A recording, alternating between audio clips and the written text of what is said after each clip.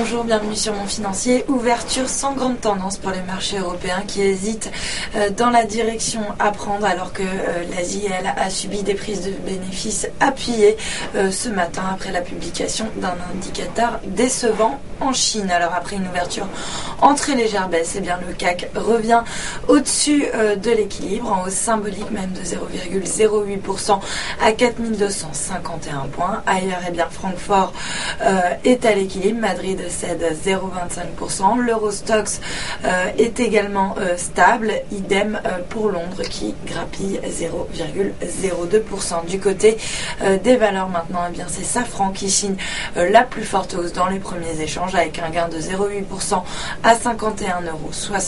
Et puis on notera également Technip qui se distingue à la hausse après avoir remporté 2 contrats auprès de Petrobras pour la fourniture donc de conduite flexible. Le titre grimpe de 0,73% à 69,30 €. À l'inverse, eh bien Publicis fait figure de lanterne rouge. Le titre abandonne 1,6% à 65,55 €. Et puis sur le SBF 120, Nicox qui a finalisé l'acquisition de 100% du capital de Pharmed, donc une société pharmaceutique italienne. Et bien le titre bondit de 2,48% à 2,48 €. Edenred en revanche dégringole de 2,8% à 35,60 €, plombé par une note d'UBS qui abaisse ses prévisions et son objectif de cours sur le dossier afin de prendre en compte l'évolution défavorable des taux de change, notamment en Amérique latine où le groupe réalise